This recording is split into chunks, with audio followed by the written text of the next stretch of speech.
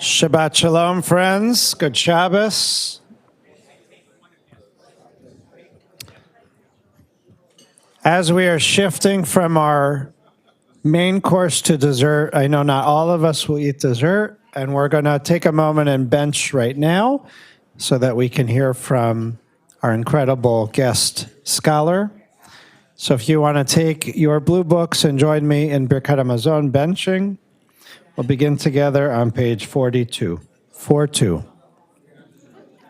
Shir Amalo Peshuv Adonai et Shivat Zion Ayinu Kechomim Az Yimale Schok Pinu Ulshonenu Rina Az Yomru Vagoyim Higdil Adonai La'asoti Mele Higdil Adonai La'asoti Manu Hayinu semechim shuva Adonai et shivitenu kafikim ba'negev hazorim bedima berina yiksoru halok yelechu v'cho nosem meshech hazara bo yavo v'rin.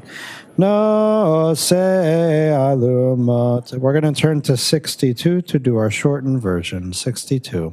Chaverai nevorech. Yehi Shem Elohim b'vrak mi'atei olam b'rshut Rabotai v'chaverai nevorech Eloheinu shachanu mishelo. Baruch Eloheinu shachanu mishelo v'tovach hayinu baruch v'rok shemo. Baruch atah Adonai Eloheinu melech haolam hazan et haolam kulo b'tuva b'chein b'chesed u'vrachamim hu noten lechem lecha basar ki le'olam chasto u'v'tuva hagadol Tami lo gazelanu ve'ayaselanu mazon le'olam va'ed ba'avor shemo agadol ke'ozanu farnes lako u'metiv lako u'mechin mazon lecha briotav shebara baruch atah Adonai Hazan et akol 64. Nodeh lecha Adonai Eloheinu al shehinkata lavotenu eretz chamda tova urchava brit v'torah chayim u'mazon yitbarak shimcha b'fikol chai tamid le'olam va'ed kakatu v'yachalta v'savata u'v'erakta et Adonai Elohecha ala arta davar asher natan lach baruch atah Adonai Ala maret v'al hamazon. Keep your finger on the spot here. We're going to say the special prayer for Shabbat. We're going to turn to page 51.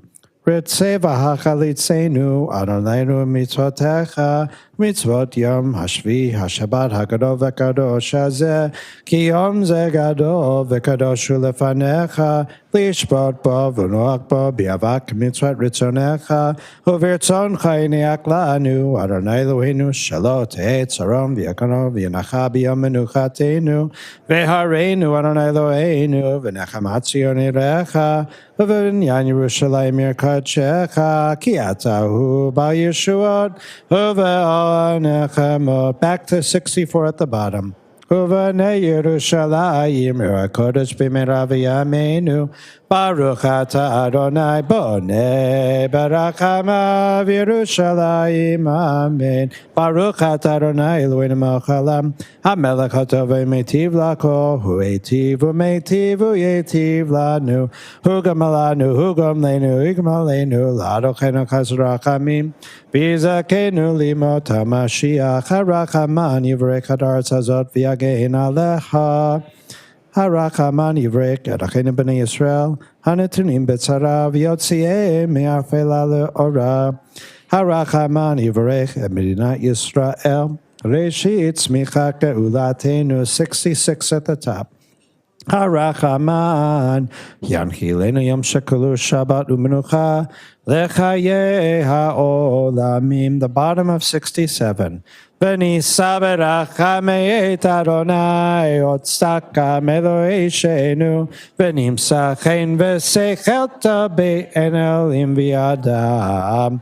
Ose shalom v'ramav, hu ya'aseh shalom aleinu v'al kol Yisrael v'yimeru. Amen. I'm going to turn it over to Rabbi Jacobs.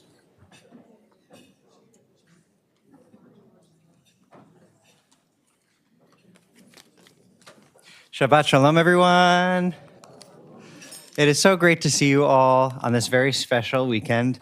It's truly such a pleasure to be able to introduce to you Rabbi Dr. Bradley Shavit Artson. I'm going to give you his official bio, and then I'll speak a little bit from the heart. Rabbi Bradley Shavit Artson holds the Abner and Rosalind Goldstein Dean's Chair of the Ziegler School of Rabbinic Studies and is Vice President of American Jewish University in Los Angeles. A member of the Philosophy Department, he is particularly interested in theology, ethics, and the integration of science and religion. He is also rabbinic leader of the Abraham Joshua Heschel Seminary in Potsdam, Germany, ordaining conservative rabbis for Europe. A frequent contributor for the Times of Israel and a contributing writer for the Jewish Journal of Greater Los Angeles. He has a public figure Facebook page with over 90,000 likes. I have like 32. Rabbi Artson is the author of 12 books, many of which are in our library, thanks to Dr. Rafi Simon, so be sure to check him out, and over 250 articles. He is currently completing a new book, Wells of Wisdom, Ancient Insight to Thrive. On a more personal note, in many ways, Rabbi Artson is responsible for Rabbi Alex and my rabbinic journeys through rabbinical school. We would come to him all the time when we've hit a snag and we need to work through something. And like no one else, he was able to reinvigorate us in our learning and challenge us in the ways we need to be challenged in order to grow and be our best rabbis. I remember at the very beginning of our journey, he said, my goal for our rabbis that we ordain at Ziegler is that they are steeped in Torah, emanating hope. And that I've always come back to that as a North Star, that we should always be steeped in Torah. And thanks to him, that's what rabbinical school was for Rabbi Alex and for myself. And emanating hope, which obviously is harder and harder in these times, but all the more necessary. So it's my pleasure now to welcome up Rabbi Brad Artson.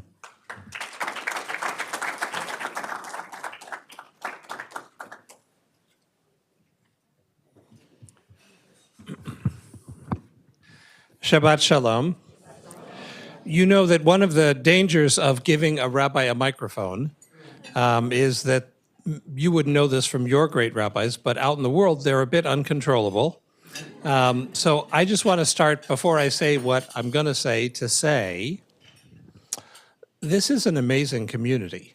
I've been here long enough to see the kind of warmth and care, and I have followed you guys long enough to know that you are very much in the image of your senior rabbi, who is just a remarkable human being. I know you know how fortunate you are to have his leadership, but I want you to know that we know that too, and that your two of the associate rabbis who are here are among the people I love most in the world. And one of the measures of the success here is how much they love being a partner with you. So, if I lived here, this would be a place I could very happily join. And now on to the scheduled program. All theology is personal. That is to say, in every age, we have to reconnect the dots in ways that make sense with our own experiences in life, and that fit what we know both about Jewish tradition, but also about the world. So to be able to share with you this new old way of thinking about God, Torah, mitzvot, which is called process thought, I need to go personal for a minute. And this is going to leak a bit into tomorrow's talk about my son, Jacob, who is now 32, has pretty severe case of autism, lives on his own with staff helping him. But he's involved in my having figured out this approach to religion, and so he's involved in the story. I was, for 10 years, a congregational rabbi in Mission Viejo, California. 5 of the happiest years of my life. The first 5. Took me a while to notice.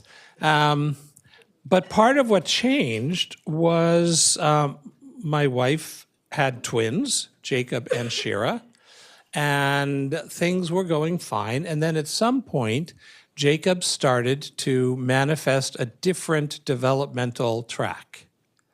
Now, I need to say one thing correctively here to make sure there are no misunderstandings. Jacob is one of the great blessings in my life, and you can't love Jacob if you don't love him with autism. You understand? So you can't like someone and not like how they're living. You have to like the whole package. Jacob is a blessing. Jacob's autism is a blessing, but the way it gets treated in society is a challenge and has created enormous burdens for him that we spend a lot of time trying to end run or protect or to shield him from. But he's, as he says, autistic but not stupid. And so he notices the looks and the ignoring and the whatever. But for me, that evolving challenge, seeing it coming down the road, became a theological crisis. Like many young rabbis, I went to rabbinical school because I loved God and I loved Torah and I wanted to share that love with people. And I thought that if I just hustled more and smiled more and worked harder, that they would all become observant and mitzvah-dick and strive to learn and become fluent in Hebrew, as you have done in your life here so beautifully. Halavai. And then I have a son who I see is going to have enormous struggles in life, imposed on him by a society that is largely unforgiving, and a world that has very high expectations of a very rigid kind, and woe to the people who don't fit into the box. And being a congregational rabbi, having a problem with God is not just a personal problem, it's a professional problem. So I decided for 2 years not to talk to or about God. Turns out I had the perfect job for that. I talked about Jewish holidays, I talked about Jewish values, I talked about Israel, I talked about Jewish history. I just never, ever mentioned God, and nobody noticed for 2 years.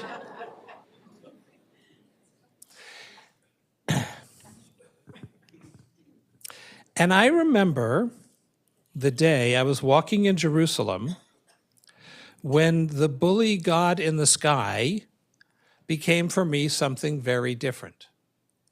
And that's what I want to share with you. A different way of thinking about God than what I at least was raised as what believing in God means. The best story of that I know is my daughter Shira, her first year in college, she went to Goucher at the beginning in Maryland. Chabad offers a paycheck of like $300 to any undergraduate who will take their basic Chabad re-education class. And I still feel like we owe that young Chabad rabbi an apology and a check back, because Shira's sitting in class and the guy gets up and he explains that believing in God means believing that God is eternal and all-powerful and all-knowing and all good. And my daughter Shira, who's like compact in size but has a volume control button missing, which is why she was the cox on the women's crew team, because she can pack a volume. She says it was under her breath, but I'm sure that the entire campus heard her say that's not true. And he, being a rabbi, assumed that if someone disagrees with you, it just means you need to say it again, slower and louder. So he goes up to her table and he says, no, looks at her name, Shira. To believe in God, you have to believe that God is eternal and all-knowing and all-powerful and all-good. At which point, Shira gives what I think is the perfect answer. She says, no, and my father knows the arguments for why that's not true.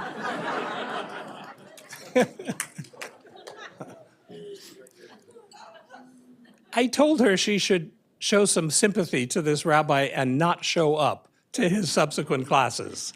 Give the poor guy a break. But here's the thing. I was also taught that to believe in God means believe in eternal and omni, all good, all knowing, all powerful. But here's the challenge. Eternal doesn't just mean very, very old. Eternal means time does not pertain to you. Right? To be eternal, you are outside of time. But nowhere does the Bible suggest that God is outside of time. To the contrary, the God of the Torah is showing up all the time, sometimes early, sometimes late, like the holidays, but showing up. The sea splits when it needs to split. The thunder on the mountain reveals a Torah when you need to have a Torah. God shows up in a timely way. So God may be older than time, but older than time is not eternal. It's older than time. And the other things that God is not is all-powerful. So all-powerful, I will tell you, bothers Jews less than Christians. Christians, having had power for a lot longer than us, are very committed to God having power. But here's what all-powerful means. All-powerful means there's nothing that God cannot do. That's what all-powerful means. It doesn't mean really strong. It means nothing God can't do. Now, I'm going to share with you a 1,700-year-old game that pokes a hole through that argument. I'm going to show you something that I, Brad Artson, can do that an all-powerful God cannot do. Is it possible for Brad Artson to make a weight so heavy that he cannot lift it? I would have loved to see you struggle a bit longer with that, but fine. Sure, very easy for me to make such a weight. Is it possible for an all-powerful God to make a weight so heavy that God cannot lift it? You say. No, it's not in either direction. Either God can make such a weight that God can't lift it, but if God can't lift it, there's something God can't do, in which case God's not all-powerful, or God can lift any weight, in which case God can't make such a weight that God can't lift, in which case God is not all-powerful. That's a 1,700-year-old gotcha, right? It turns out that the God of the Bible is very, very powerful, but not all powerful. What is the biblical Hebrew or Talmudic Aramaic term for all powerful? Oh, you guys have learned this before. That's correct. There is no such term. Because it's a Goyish concept, right? Aristotle needed an all-powerful God because of his idea of physics. He believed, as did all the ancients, that for something to be in motion, it has to be set in motion by something prior to it. Every effect has a prior cause. Physics believed that for a good 1,600, 1,700 years. But physics hasn't thought that for a good 200 years. Since well before Newton, we knew that that was not true, that matter could be eternally in motion, and that what needs to be explained is not why it went from stasis to motion, but why it changes velocity or direction. It's the delta, the change, that needs an explanation. So in Aristotle's universe, you needed an unmoved mover to get the whole thing in motion. The whole thing being the world we live in and us. But modern physics, since Newton, has not needed such a figure.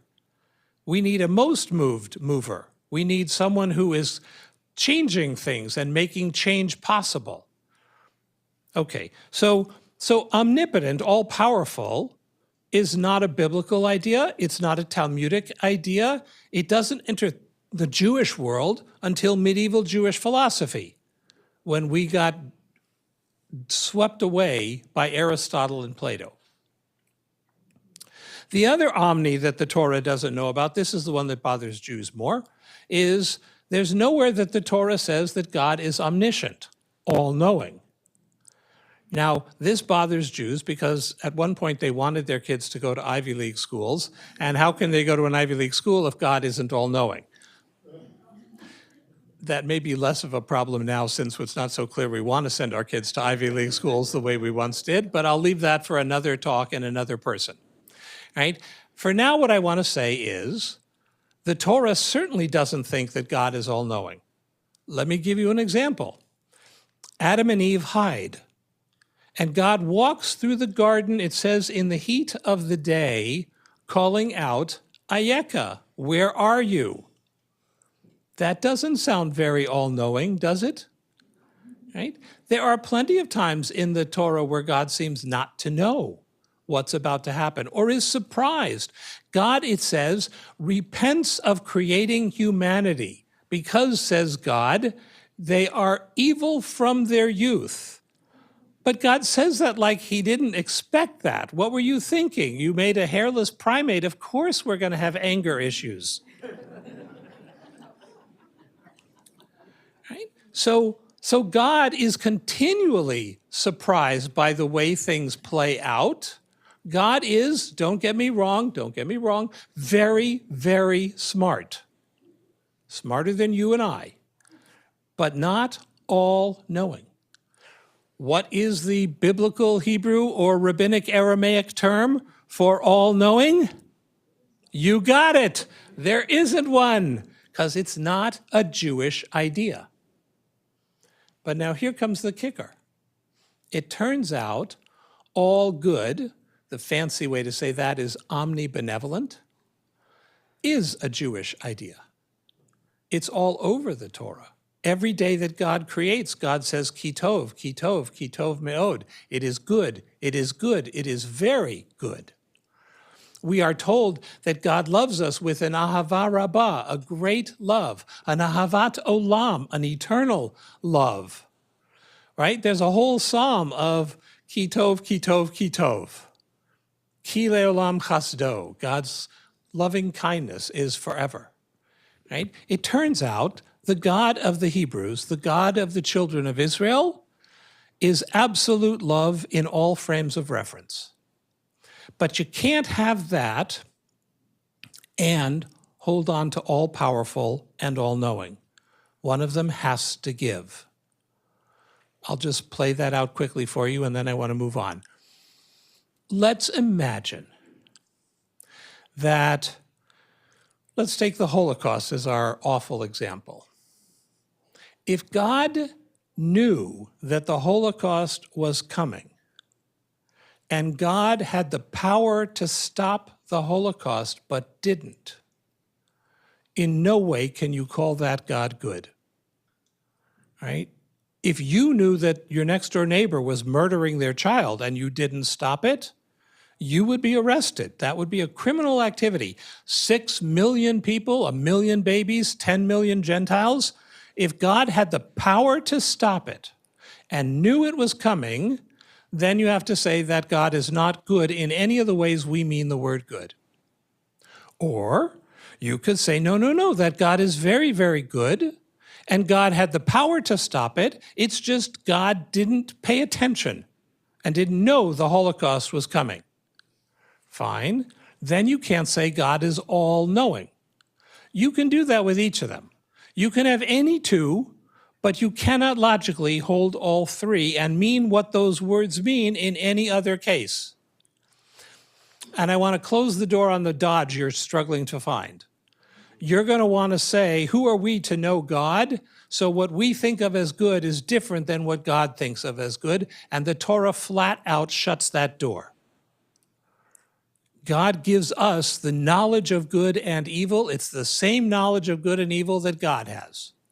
So if you know that something is morally wrong, God knows that too. And letting 1 million babies be murdered is evil, no matter who does it. Okay, so for me, what died that day in Jerusalem, looking at the clouds, was the God of the omnis, the all-powerful, the all-knowing, the presumption that what happens in this world is absolutely what God wants. I don't see how you can read the news and think that is true without accusing God of being a gross underachiever. But here's what I came to believe. I believe, as does the new physics, new 300 years physics, that everything operates in the universe in relationship to everything else. That everything in the universe is in a constant state of interactive becoming. I'm going to say one clunky philosophical thing and the rest will be in English. There is no such thing as being by itself. Absolute being is a logical fallacy. Anything that you think of as being is actually just becoming, right? And we are all becoming. And if you abstract that series of becomings into something ideological but not real, that's what being is. But you will never experience pure being in your lives because it's just an idea. The only actual actuality is the becoming of all things, and all things become by taking into their internal process the becoming of the outside world, of everyone around them, and then modify their own becoming with what choices are available at that moment. So what process theology teaches is that's true of us, it's true of all creation, and it's true of God. God is always becoming. And God is always inviting us to become by offering us good choices. Process people call that the lure, L-U-R-E. Right? And that lure is something that you experience internally, intuitively. You have an internal sense of what is the optimal choice at this moment. And you get to decide if you're going to do the lure or something else. I'll tell you some stories about lure choosing in a moment. But it is true for each of us at this very instant that you have some choices to make in your life. And you know what those choices are, and you don't need someone outside to tell you what the best choice is. You just need to decide if that's the choice you're going to make. That's yours to make. So when I was 16 and I got my driver's license, I had ideas of what I was going to use that driver's license for. And I remember one bleak and awful San Francisco Friday afternoon when my mother came into my room as I was contemplating how I and my friends were going to take advantage of my new driving ability in my mother's car. And my mother said, "Brad, I'd like you to go visit your grandmother tonight." And I, being a good teenager, geared up for the fight we were about to have. And she did an end run by pulling what I now recognize as process theology out of it. She didn't act like an all-powerful deity who was going to infantilize me and beat me into doing what she wanted. She instead said, and I quote, "Brad, I know you will make the right choice," and left the room. I hate that. Because, of course, what she was doing was asserting my freedom.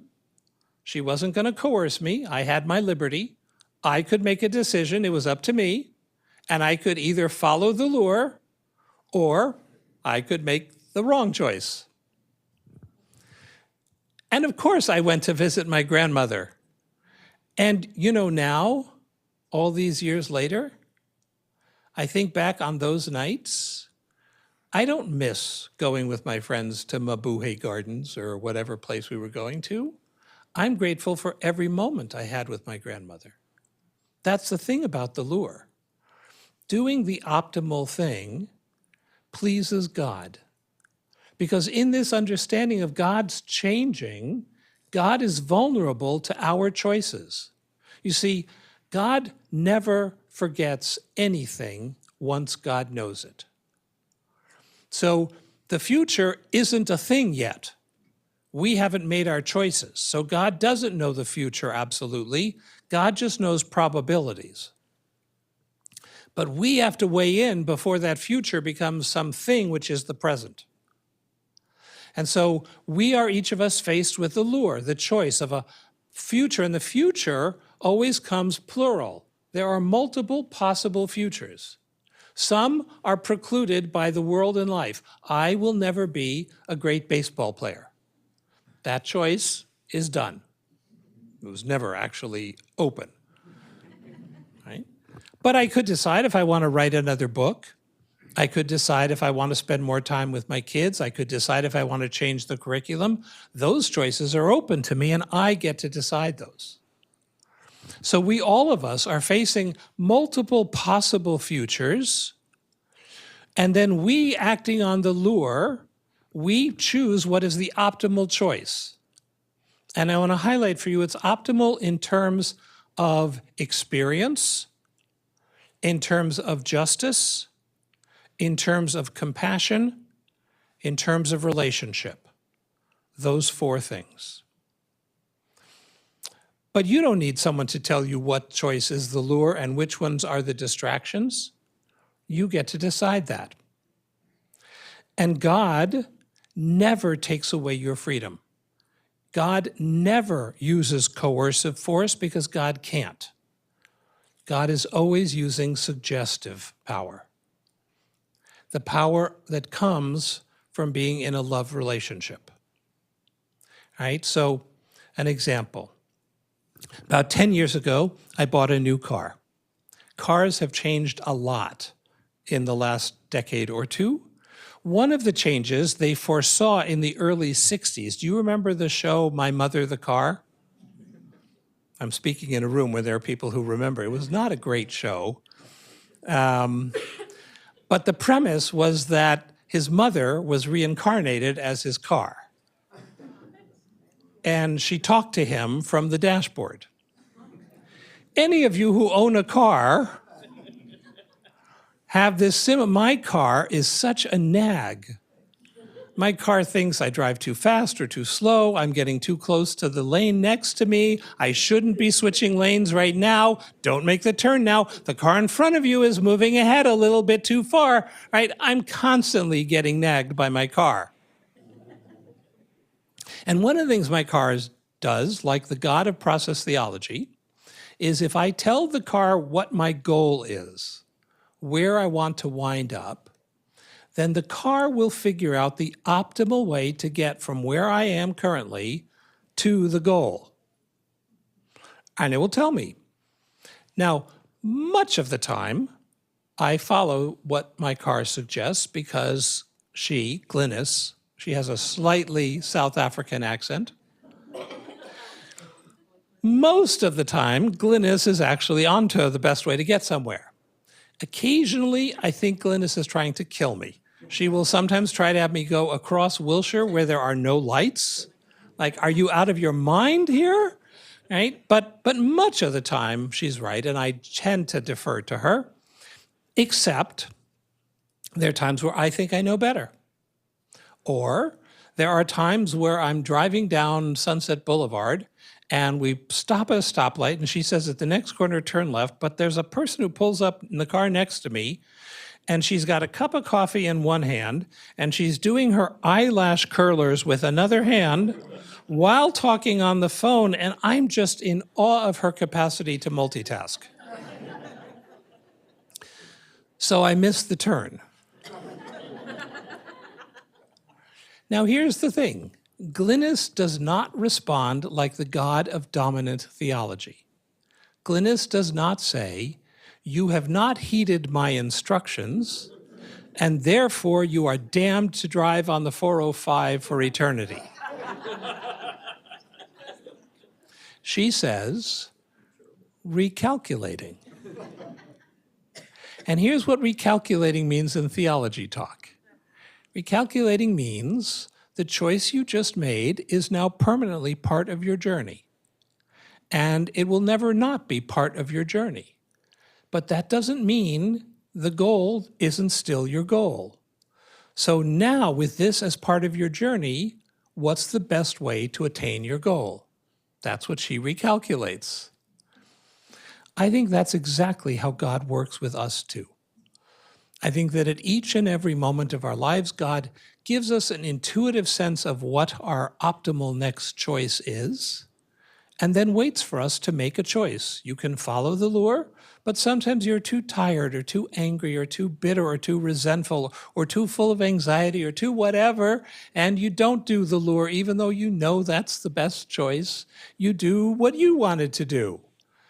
I don't think at that point God says you're damned. You're out. You've now made such a terrible choice. You're not one of my loved ones anymore. I think God's love is so great that God says, recalculating. Here's how to get back on track. Now that makes for two big changes. I do not believe in a God who barks orders and punishments from the sky. And that means in that sense, I don't believe in the mitzvot as commandments. If I could just ask your clergy to just entertain themselves for a moment, I would like to just speak to the people in the room. You and I know very well that you don't think that the mitzvot are commandments. When is the last time you checked your clothing for shatnez violations, for example, which is a capital offense? Right? You make all kinds of choices that the Shulchan Aruch, not to mention the book of Deuteronomy, do not endorse. There's an interesting and lovely thing. In Aramaic, the same root for mitzvah, tzadi vav hey, doesn't mean a command, it means a connection. And you do believe the mitzvot are that. You absolutely believe that. When I was 10 years a congregational rabbi, the period of my life where my mom calls when I was a rabbi,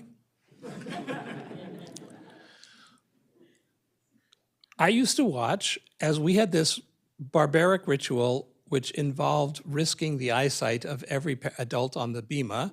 We would take the Torah, hand it to the grandparents, they would swing it to the parents, possibly blinding the next generation. The parent would take it and they would swing and hand it to the kid. And the whole room would be in tears because it was so moving. And the only way to stop them from crying was to open up the book and read from it. Not a tear in the place once we got to the words of the Torah.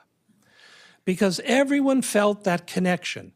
This was a Jewish family that had successfully passed this identity from grandparents to parents to children.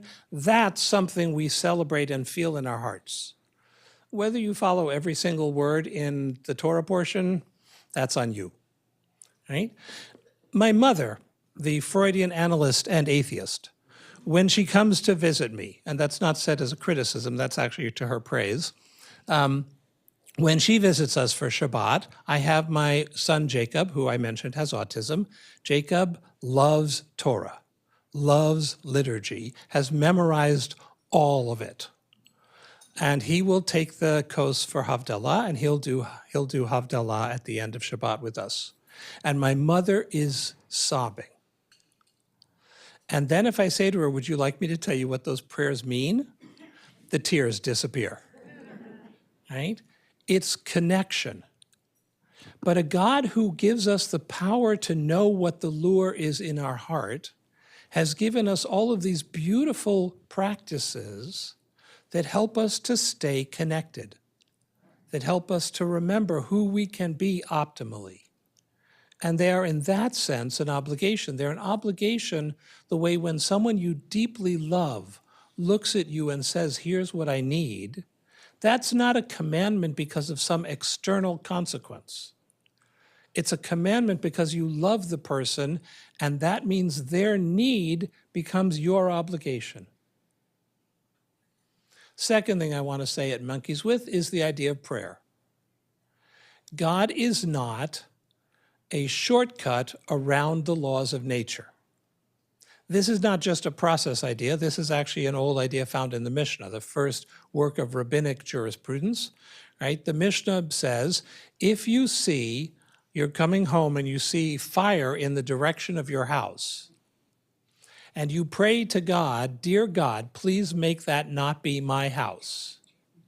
The Mishnah calls that tfilat shav, an empty prayer. Because think about it. God, oh my God, that smoke looks like it's coming from my neighborhood. I hope, make that not my house.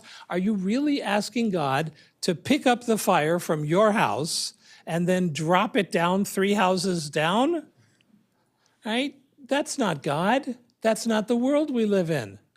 Right? So prayer is not a substitute for action, but it is a crucial reminder of action, and it's a way of mobilizing collective energy.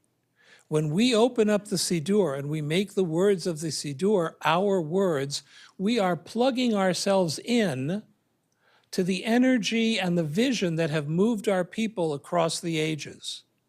That is transformative. It's just not magic. That having been said, this vision of God, always present, always involved, always in our hearts and in our lives, but never coercive, never taking away our freedom, allowed me to bring God back into my life and into my heart. One day I was giving a talk like this. Many autistic people have some superpower. Jacob's superpower is he can hear through walls. It's not charming when you live with it, right? If my wife and I wanted to have a private conversation, we would have to leave the house and not start talking till we were at the corner at the end of the block, because otherwise it's like living with the KGB. Okay, so I'm giving this talk at Camp Ramon, California, in the Hadar Ochel, which is glass-surrounded eating room. And up the hill, there is the Beit Knesset, the synagogue room, and they have glass doors there. And I see Jacob is in the synagogue room spying on us. And when I start the wrap-up to my talk, I see him open the doors, and he starts walking down the hill. And then he opens the door where we are, and he comes in, and he puts his hand like this, which means I have something to say. So I take out the keyboard, and he types, Abba. If what you're saying is true, then God didn't give me autism. I say, right. I don't believe in a God who gives people diseases or makes people rich or chooses who gets to live long or short. I don't believe in a God who can monkey with nature.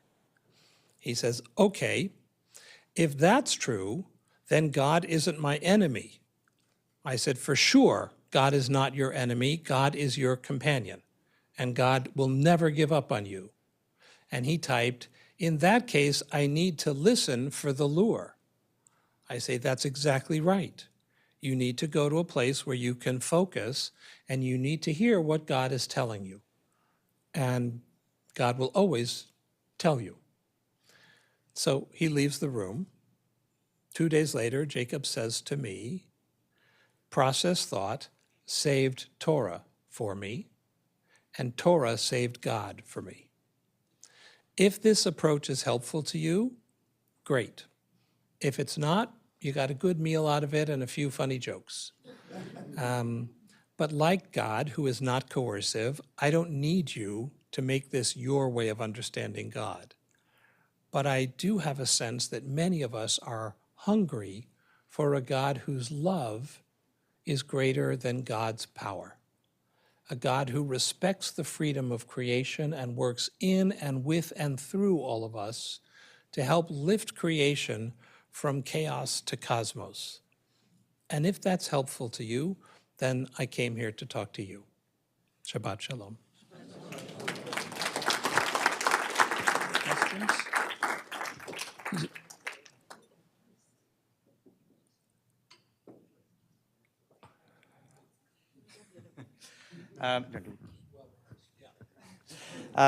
Another round of applause for Rabbi Artson. We're going to open it up for Q&A now. So if anybody has questions, I'll circulate the mic. I see Shira. I can run. It's the only exercise I ever get. Here you go. Rabbi, I've always found very troubling the story of the death of the two sons of Aaron, that they brought the strange fire and they got swallowed up, and then the people who rebelled and they got swallowed up. And I mean, that seemed very coercive and not, let's have a do-over. It's like, you're done, buddy. So can we have just a space of total honesty in this room? Do you believe literally in every word of Torah? I would imagine most of us are inside saying no. So what if we admit that here? What if we think the Torah is the closest we have to our people putting down into writing their experiences and insights from God? But it's not that God dictated and Moses sat with a pen and wrote, right?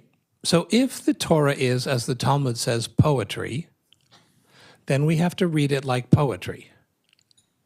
So let me turn it back to you and ask you, let's assume that the story of Nadav and Avihu is meant to teach us something.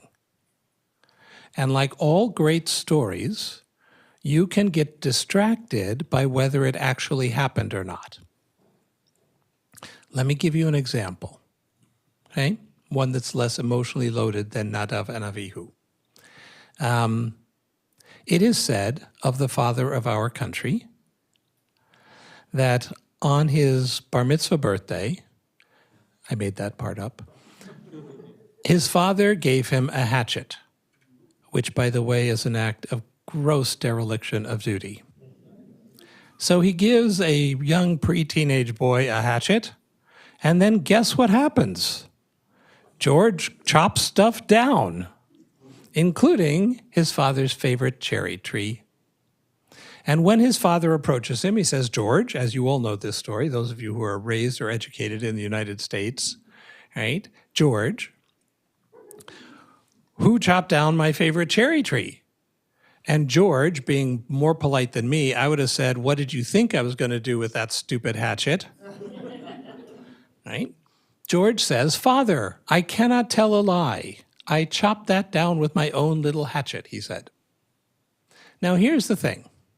That story has been taught in American public schools for 100 years. But not more than 100 years. The first time we ever hear that story told ever is in 1876. It was never told before that. So chances are good it wasn't history. Now here I have to tell you, as rabbi and philosopher, true can mean one of two things. True can mean it happened historically. True can mean it had an impact. This story never happened historically, but it had a great impact. Millions of American kids learned not to lie by hearing this story. Maybe not as effectively as we would have hoped, but at least they had a shot at learning it.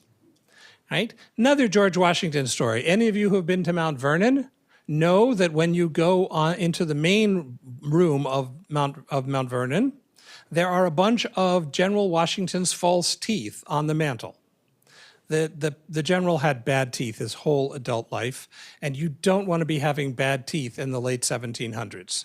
So he had teeth made out of ivory, he had teeth made out of wood, he had teeth made out of metal. I mean, and they all hurt terribly. Poor guy. Was that something that happened historically, that he had bad teeth? Yes or no? I would like participation here. Yes. Did that influence subsequent generations of American school children? No. So if true means it's historical, the teeth are true. If true means it has an impact, the cherry tree is true. I would like to suggest to you the Torah is true like the cherry tree. It's not interested in teaching us history. They're not interested in how old was Isaac at the Akedah. What color hair did Sarah have when Pharaoh thought she was hot? Like, that's not what the Torah is gunning for. The Torah is gunning for, what does it mean to live a meaningful life? What does God ask of us? How do we live communities of Kedusha? That's not a history question. So the Torah tells all kinds of stories. So let's now go back to Nadav and Avihu. What are we supposed to learn from that story? Right? One might be, I mean, we can now argue about it, follow instructions. It could be, Cantor, that it means clergy shouldn't be drunk and stoned before they lead services. Just saying. For the congregants, that might actually be a good strategy, but not for the clergy. Right? So what if we approach these stories? Because often our problem with them, oh my God, the firstborn died. Right? Yes, if that's history and a God came out of the sky and did that, but this is a story. No actual Egyptians were used in the making of this story. But that doesn't mean it's just fantasy. Any of you who value art know that some of the deepest truths are only conveyed through fiction, through painting, through sculpture, through music, right? It's a very little materialistic world that says that the only truth is physical, right? And that's not the world of Judaism. Other comments, questions? There's a mic coming your way. Just to follow on with what you said, then, so maybe God is simply art that we've created.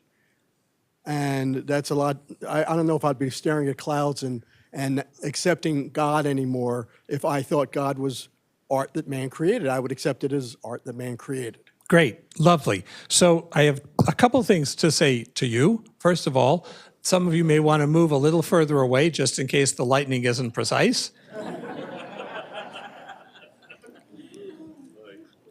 Neither I nor God care whether you believe in a God who is eternal and external.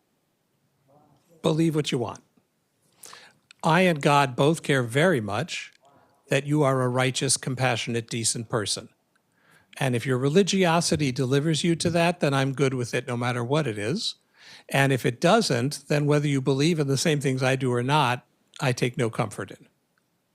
2, I have one conversation to have with a mathematician. It's very important to have one thing to talk about with a mathematician because you may find yourself, as did I, walking home on Shabbat with a guy who is getting a PhD in mathematics. And they don't have a lot of bandwidth for talking, so you got to have something they can talk about. I'm giving you a great gift. Of everything I say this weekend, this may be the most valuable, right? Here's what I talked to a mathematician about. Is math invented or discovered? Are numbers real or imagined? Now, the amazing thing is there is a mathematician alive who doesn't have a strong opinion on this subject, and they will go for about 20 minutes, which is as long as my walk, so that was fine. I wouldn't have had a follow-up conversation to have, but here's the interesting thing about math. Math was created in primate brains on the savanna of Africa. And it accurately describes the movement of planets that were not discovered for another 2,000 years. How is that possible? So I ask you, is math just a human creation? Clearly, historically it is, unless you actually do believe in a God who shoots down math into our heads. But it turns out the human mind is what connects us to the cosmos. And so if the human imagination keeps bringing us back to a loving mindfulness out of which the universe emerges, I'm willing to say that that human invention is pointing to something real beyond the imagination. That works for me. Doesn't have to work for you, but it works for me. I think that it's a false dichotomy, that much of what people imagine turns out to have an objective correspondence in reality. You just have to know how to decode it right.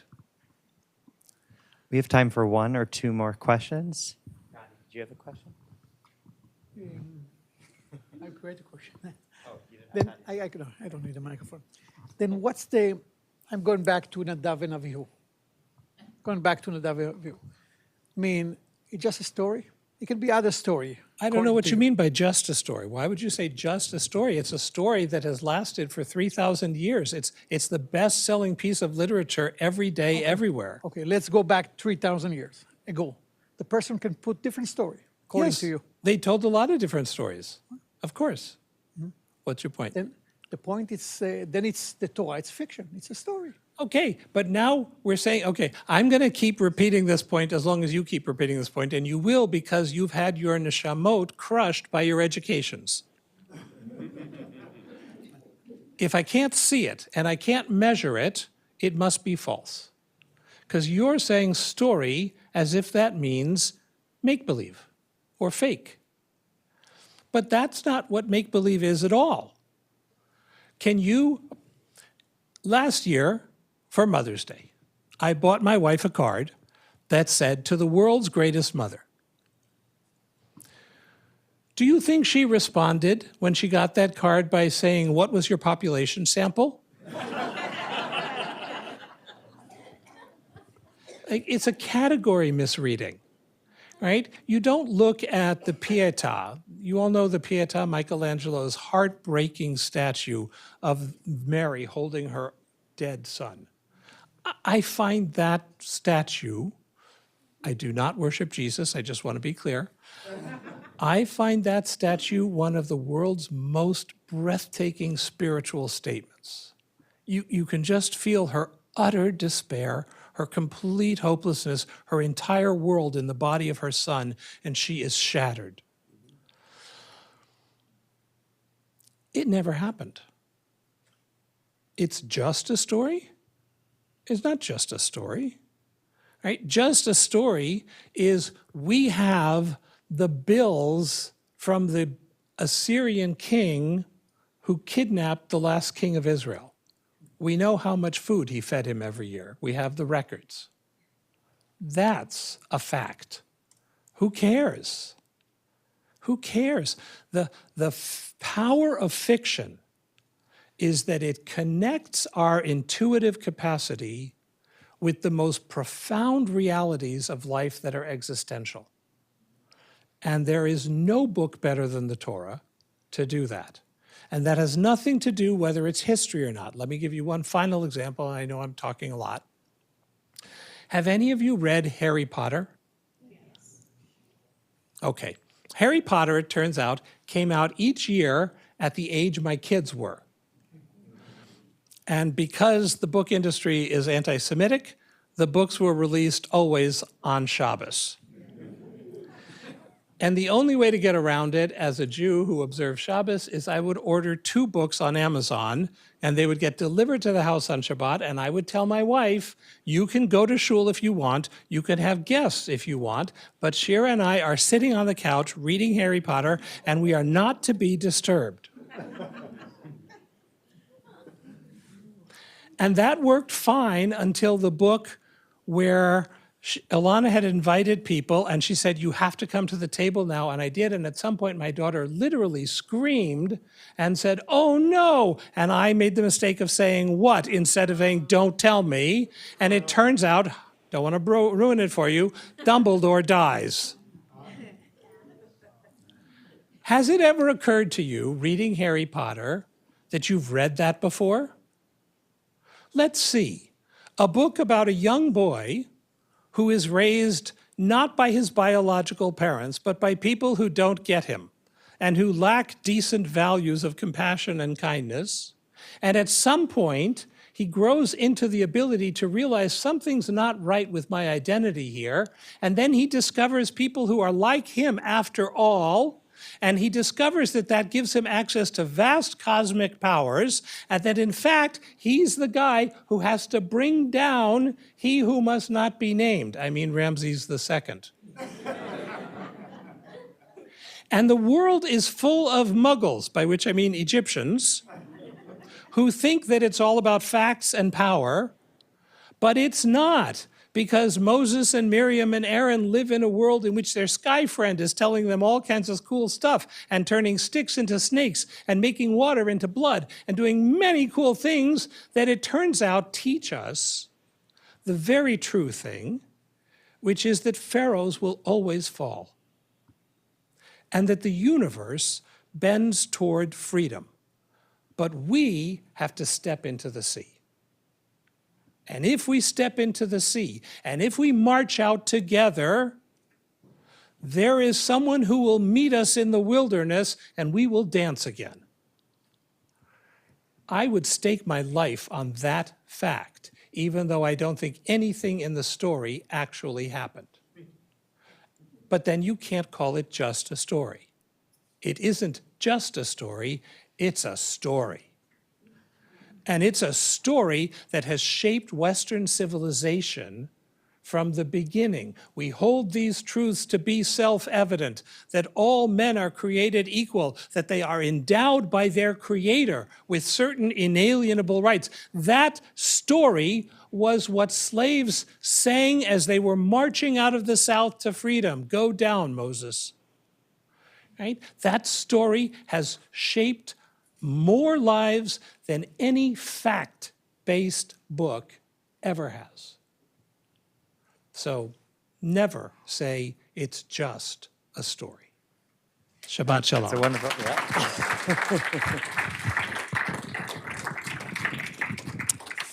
yeah. Technically, you're all ordained rabbis now. I think that's it.